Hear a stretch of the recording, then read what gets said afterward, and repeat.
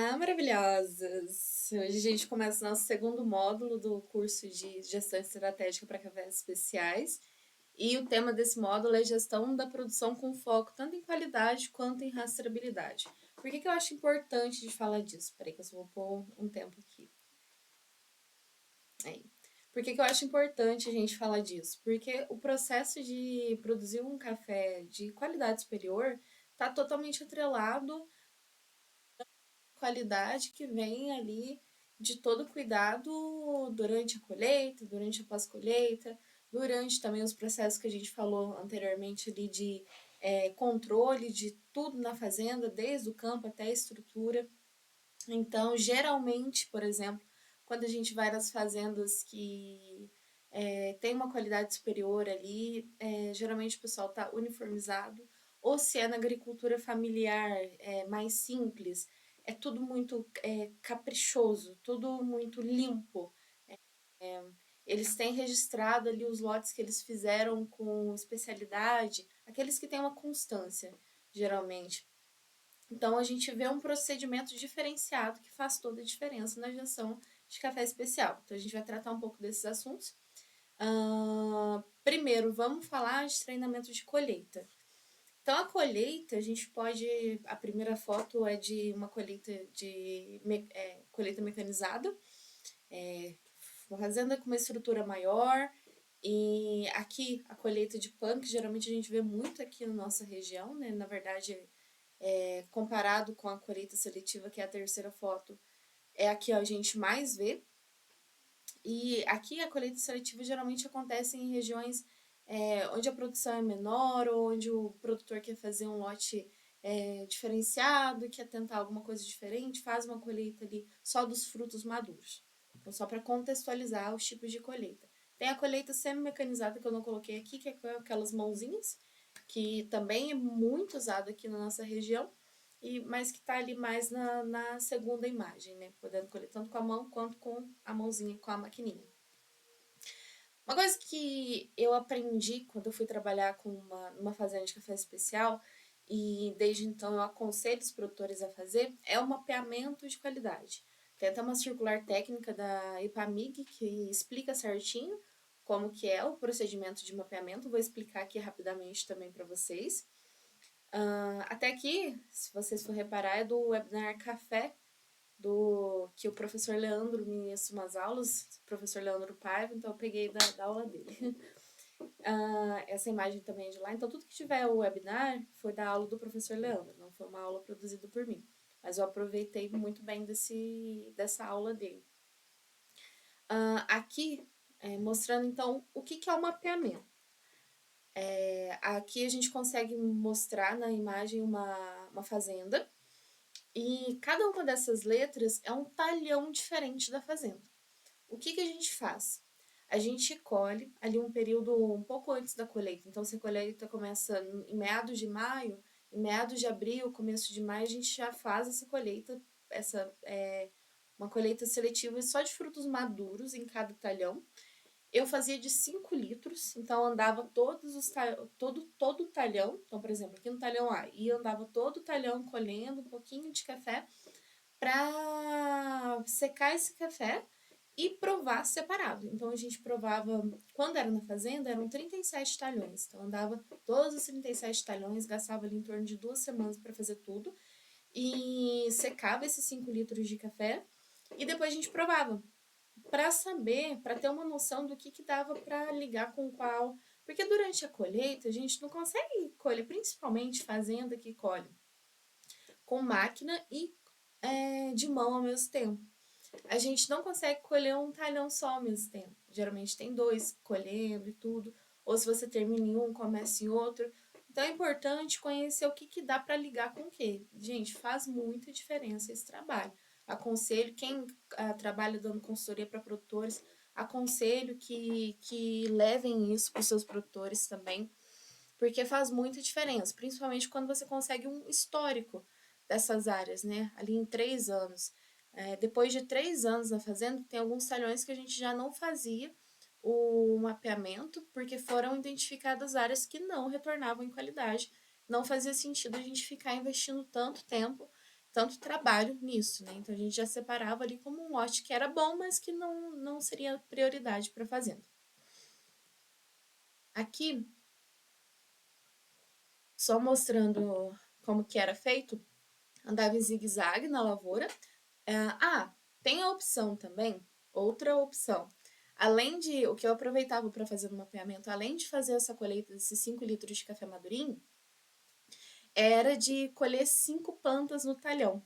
Eu entrava numa rua de café, olhava mais ou menos como que estava, era uma avaliação visual, e definia uma planta que representava bem aquela rua. Colhia ela toda e a gente fazia isso em 5 plantas espalhadas pelo talhão todo. Ah, Depois a gente fazia a média, né, de por planta, de litros por planta, e multiplicava pela quantidade de pés do talhão, para a gente ter uma ideia de quanto seria produzido naquele talhão. Era a nossa estimativa mais exata, comparada com as estimativas com outro agrônomo, comparada com as estimativas visuais. Essa de fazer a derriça plena nos dava uma noção de produção. Muito trabalhoso também, mas por a fazenda ser grande, para a gente compensava fazer esse trabalho e ter uma estimativa mais exata. Então, aqui, explicando determinação do volume total colhido, lavagem em baldes e secagem, mini terreiros suspensos e peneiras. Eu vou mostrar o processo mais à frente aqui. Ó. Então, aqui, era nesse ponto de maduro que a gente colhia, não o verde cana, que é esse que está mais amarelinho para vermelho, era de fato o bem vermelhinho mesmo, né, que é o ápice de maturação do fruto. E esse ponto seria o ponto ideal para a colheita também ao longo da safra toda. A gente sabe que a gente não consegue esse ponto, a gente tem todos esses pontos de maturação, mas o máximo que a gente conseguir no ápice de maturação é o melhor. Até que tá pegando um pouco do sobremaduro, que já é um pouco arriscado, mas ainda assim é bem melhor do que um café verde que ainda não tem os sabores ali desenvolvidos, basicamente. Então, aqui mostrando como esse pessoal fazia. Eu não lavava em balde, não, mas às vezes o pessoal colocava no balde porque às vezes passava algum passa, algum boia. Eles aconselham a fazer isso. Eu não precisava porque eu sempre colhia bem madurinha, assim, do jeito que tá na peneira. E faz essa seleção dos frutos e coloca para secar. Depois que seca, prova todos os lotes e faz ali uma forma de. Como que eu explico? Uma definição de quais lotes podem ser ligados com qual ali. Então, qual seriam aqueles que davam para misturar, que estavam com bebidas semelhantes, e qual aqueles que não davam para misturar. Ajudava muito, facilitava muito. Depois a gente comparava o que deu no mapeamento com o final ali da colheita. Então, o mapeamento seria o primeiro ponto de organização da colheita. Agora, falando no processo de colheita em si, então, play na colheita, né? Vamos começar a colheita. O que a gente tem que levar em consideração para fazer um planejamento legal? Considerar o histórico dos talhões, o histórico da fazenda, o que já teve de problema. Todo ano eu anotava os problemas, por exemplo, secador tal dá sempre problema no meio da safra, então já deixar umas peças ali de bate-pronto. Ou sempre a gente já sabia que ia faltar gente em tal período. Então, a gente já tinha uma programação de, às vezes, pegar outra turma. Então, tudo que era de problema que vinha ao longo das safras, a gente já anotava para tentar se prevenir. Né? A prevenção é sempre o melhor caminho. Logística. Então, não adianta, às vezes eu queria ligar talhões que o pessoal fala assim, gente, fala, Bruno, não tem como, porque um é muito longe do outro. Então, para a gente jogar a turma separada para colher ao mesmo tempo é muito complicado. Então, pensar na logística também, pensar, uma coisa que eu não coloquei aqui, que é importante lembrar para organizar a colheita, dessa questão de ponto de maturação, de colher talhões ao mesmo tempo que estão com ponto de maturação próximo. Então, outra coisa que a gente fazia no mapeamento também era definir quais, como a gente andava o talhão todo, né, andava a lavoura todo, a gente conseguia definir quais eram aqueles que estavam mais adiantados, porque às vezes, muitas vezes, né, o pessoal anda muito na beira do talhão e olha e fala, ah, já tá maduro, ou olha só em volta, né? Tem que vasculhar mesmo e olhar dentro da planta, que às vezes está escondido, se de fato está maduro. Então a gente fazia uma avaliação daqueles que estavam com o ponto mais próximo de maturação até aqueles que estavam mais verdes. Isso facilitava muito também. E qualidade para montar os blends, que vai ali do mapeamento, ou se você não fizer o mapeamento histórico de qualidade dos talhões. Conferir se a estrutura atende o recebimento diário de café. A gente vai falar um pouco mais sobre a estrutura. Por exemplo, eu coloquei uma foto aqui da fazenda que eu trabalhava no pico da safra. Então, a avaliação, né, de estrutura tem que ser dia que era um sábado, então a gente não estava colhendo, graças a Deus. Então, muitos cafés ali, muitos lotes seriam dobrados, que seria o processo de engrossar a camada de café no terreiro, né? E alguns passaria para o secador. Mas se não fosse, se tivesse colheita nesse dia, a gente ia passar bem apertado. Esse lote aqui, esse segundo lote da direita para a esquerda, que é maiorzinho, ele já daria para fazer a dobra, então já daria para engrossar. O de cá, se for reparar, ele tá mais escuro porque ele estava mais molhado, então ele ainda teria que secar. Tem uns que estão bem clarinhos, que as meninas, não sei se dá pra ver, tem o pessoal que tá ali ó, trabalhando nele, eles já estão enleirando aquele lote para tirar do terreiro. Então aquele, o mais claro do outro lado já estava pronto para sair do terreiro. Então a gente faria algumas dobras, tanto aqui em cima, no que é café de cereja descascado, quanto no de baixo, no natural, faria algumas dobras, já tiraria do terreiro aquilo que dava para ir para o secador, para então entrar mais café.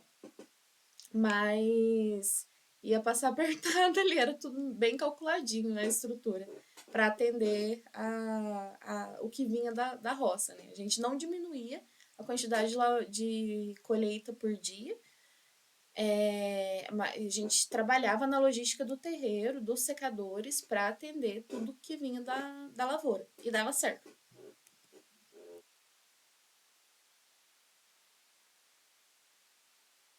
Para dimensionar um terreiro de café, a gente precisa considerar principalmente o volume colhido por dia. Então, pega a média dos outros anos, né, do quanto que colhe por dia. Ou também, além disso, pegar a estimativa de quanto vai colher e estimar, por exemplo, se a média de colheita por trabalhador é de 12 alqueires por dia, vamos supor, né, que é 12 medidas de 60 litros. Você consegue estimar, a partir desse número, quanto de café que vai vir, se é só colheita de mão, quanto que qual que é a capacidade da máquina. Então dá para ter uma ideia do volume diário, você precisa ter esse número. O tipo de processamento natural e cereja descascado, porque quando a gente faz o cereja descascado, a gente consegue diminuir o espaço utilizado no terreiro com esse café. Então é bom estimar também considerando esse caso.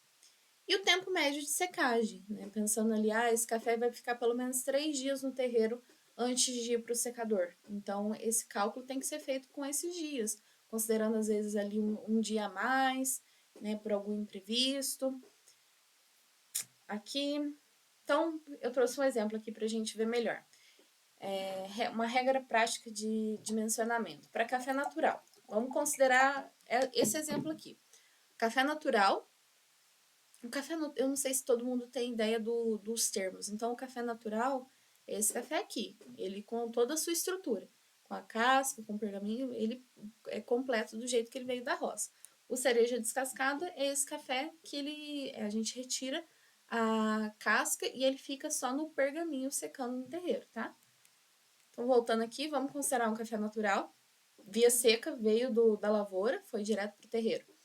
1 metro quadrado de terreiro, geralmente a gente consegue colocar de 10 a 15 litros de café. Para essa conta, eu considerei 15 litros de café. Né? Então, assim, vai ser um pouco apertado, mas dá para colocar. Uma saca de 60 quilos de café beneficiado, equivale a aproximadamente 480 litros de café direto da roça. Essa é uma média que a gente faz. Então, vamos supor que a fazenda, essa fazenda hipotética aqui, produza 1.000 sacas de café. Se a estimativa de produção é de 1.000 sacas, para a colheita total, a gente vai esperar 480 mil litros, certo? E se na minha conta, né, de estimativa de quanto colhe por dia, se colhe 7.500 litros por dia, a gente vai levar em torno de 10 pessoas para colher, considerando que cada pessoa colhe ali 12 medidas. Então, se você fizer o cálculo aí de 12 medidas, 12 vezes 60, vezes 10. 7.200, mais ou menos. Então, é isso. E ao total, então, 480 mil litros, que é a sua estimativa para a safra toda, dividido por 7.500 litros por dia, no total a gente vai ter 64 dias de colheita aproximadamente. Essa é uma estimativa hipotética, cada um vai fazer da sua realidade. Se a gente colhe esses 7.500 litros por dia, precisaria, em média, de 500 metros quadrados de terreiro por dia. O exemplo de um terreiro de 20 metros por 25 metros. Então, basicamente, essa é uma conta bem superficial, mas só para a gente entender que tem alguns cálculos que a gente precisa fazer, porque às vezes a gente sempre passa apertado ali na safra, no período de pico de safra. Fala, ai, nossa, não sei o que acontece, tudo. Então, às vezes, vale estimar e ver o quanto de fato você precisa aumentar da sua estrutura, às vezes investiu em um secador ou não. Aqui um exemplo de um terreiro, né? Mostrando, como eu falei, das dobras. Então, ali tem 4 lotes e depois a gente começa a dobrar esses lotes e diminuir os lotes para aumentar o espaço no terreiro para os próximos que virão, para secar. Aqui um exemplo também de organização. Então, são exemplos de quando eu estava na fazenda, eu tinha um quadro de organização, né? Esse papel maior era onde estavam todos os talhões que dava para ligar. Acontecia muito do meu gerente falar assim, ó, Bruna, tal lugar, a maturação não tá como a gente esperava, vamos trocar. Então, a gente já tinha outras opções que dava para fazer liga. Ou assim, o trator não vai conseguir subir lá, a gente vai em outro lugar, precisa de outra opção. A gente tinha que ter outra opção de bate-pronto. Eu tinha estimativa de quantos dias gastava mais ou menos para colher cada talhão, pensando naquela conta que a gente fez de estimativa de safra. Eu tinha um relatório diário de situação, porque às vezes não era eu que ia estar lá no terreiro, ou às vezes eu precisava passar para o pessoal que já estava chegando, já queria adiantar. Então eu deixava uma situação ali, ó, esse lote é tal, o que está ali do lado direito, eu deixava tudo anotado. O óbvio, gente, precisa ser dito.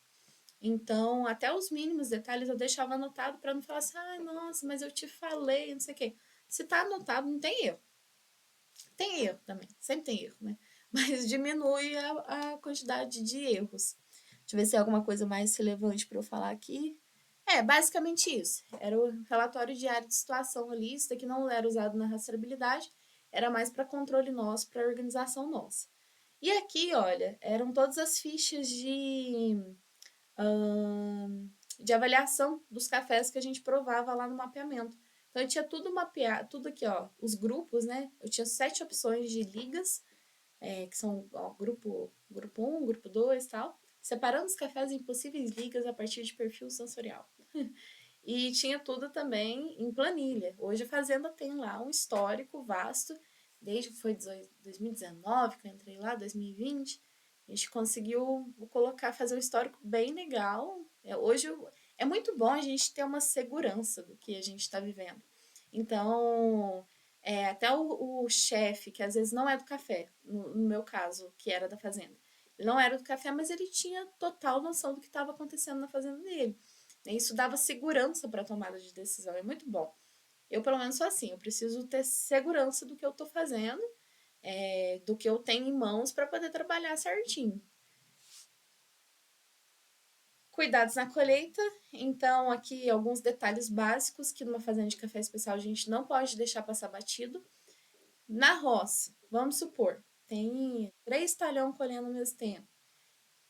Qual que a gente vai priorizar para colher primeiro, para não ficar lá tomando sol, ter risco de fermentar, né? A gente fala no máximo 6 horas esse café lá esperando na roça. Você tem que buscar ele, tem que estender ele no terreiro para não ter risco de ter uma fermentação indesejada ou que a gente não pode controlar.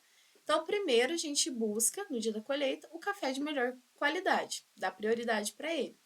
Aconteceu de quebrar, trator, não vai conseguir buscar tudo, que busque aquele que tem maior potencial. Não vamos perder os nossos lotes especiais aí em algum detalhe.